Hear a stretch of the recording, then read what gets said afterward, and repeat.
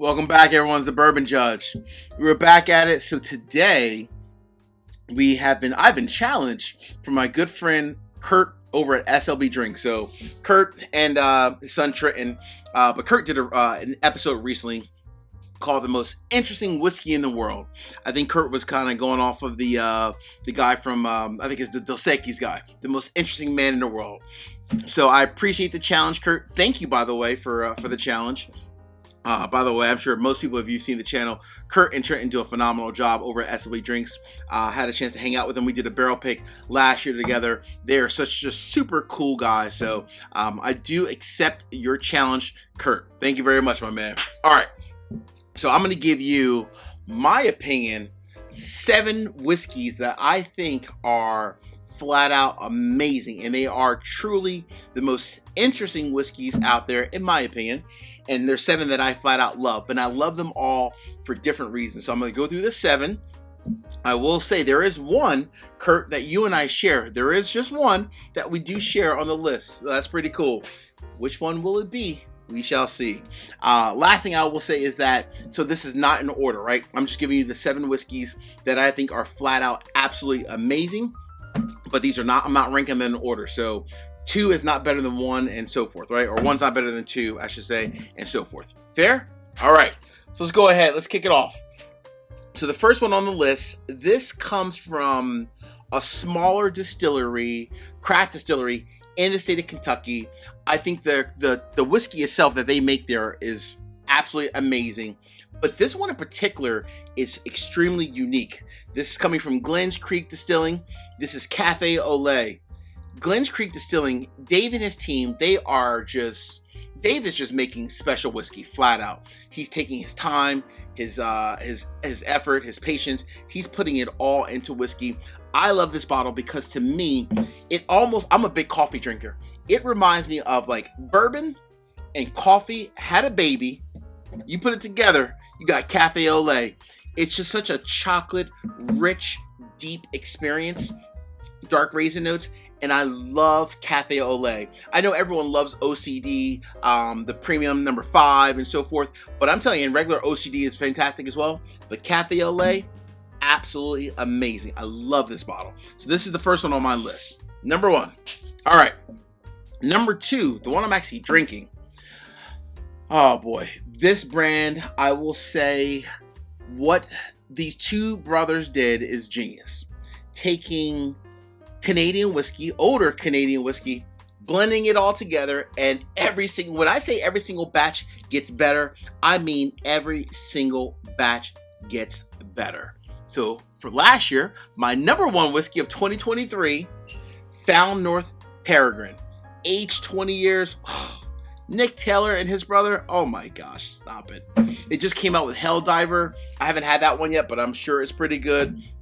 But Peregrine is absolutely, truly fantastic whiskey. What I loved about, honestly, Found North is the fact that they truly are taking older age whiskey and they are just making some unique blends. Peregrine to me it's a quintessential perfect whiskey.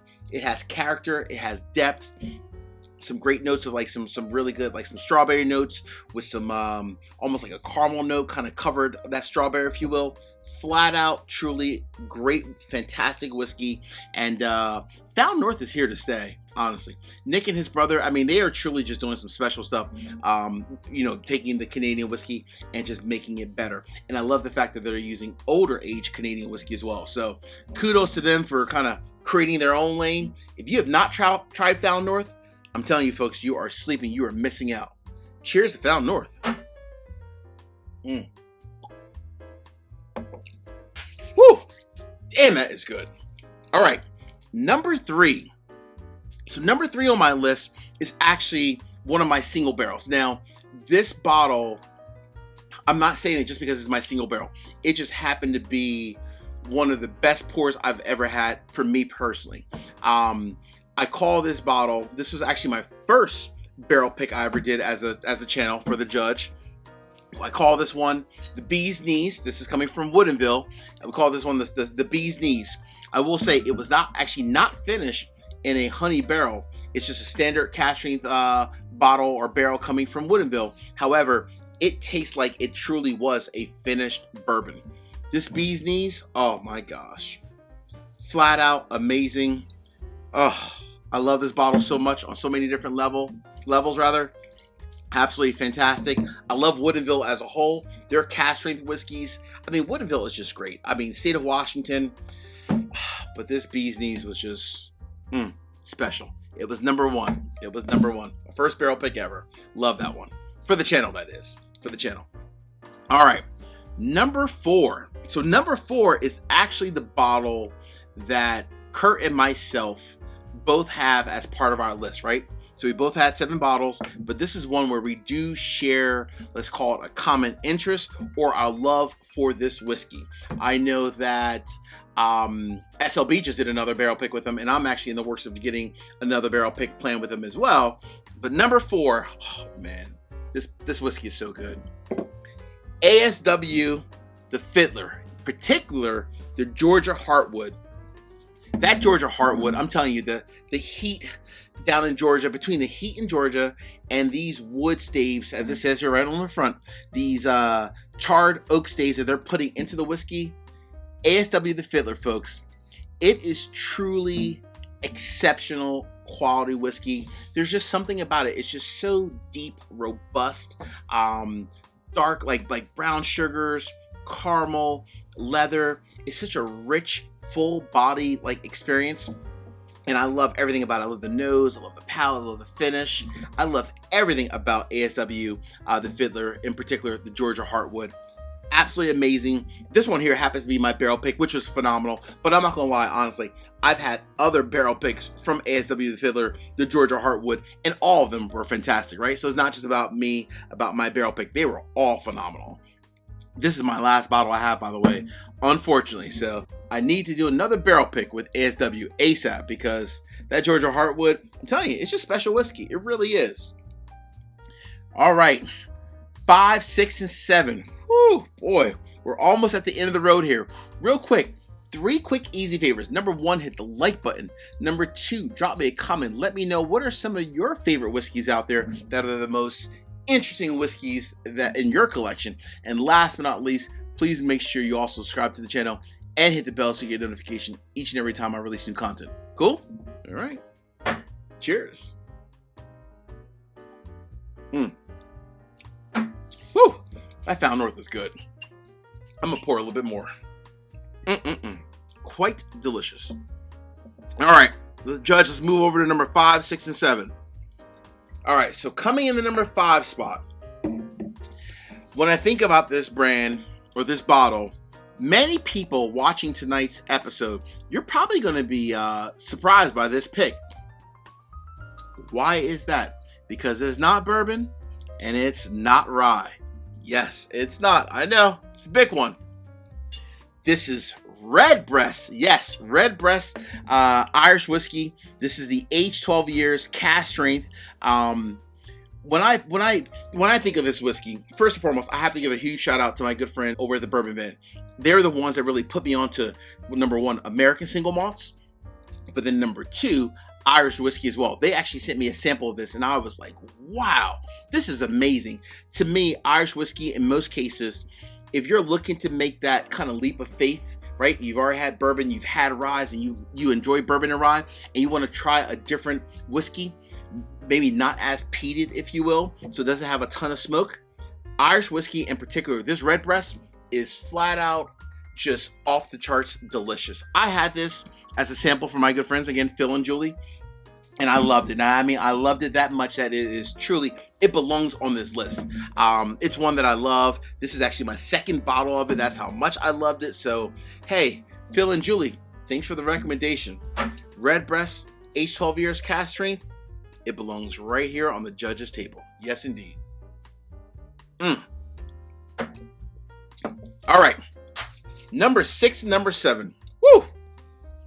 Number 6, we are going to leave this in the category of, it is by far the best double oaked rye on the market. I'm going to say that one more time because that's big words. It's the best double oak rye on the market. Now, I will say I probably should almost give it like a caveat. It's the best cast strength double oak rye on the market because our good friends over at Sagamore, while at a lower proof, their double oaked is absolutely amazing. It really, really is. However, if you're looking for a cask strength double oak rye, for me, and I love a little bit of a punch, I'm a cask strength kind of a guy. The double oak Peerless, oh my goodness. This bottle, I don't care what anyone says, it is flat out amazing. You do not need to be a huge rye fan in order to love this bottle. I'm telling you, there are actually many people that are actually just pure bourbon fans, don't even like ryes, that have tried this bottle and they're like, Judge, you're right, it's amazing. Hence the reason why, look how low that is. And I think this might be my third bottle of it. That's how much I love it.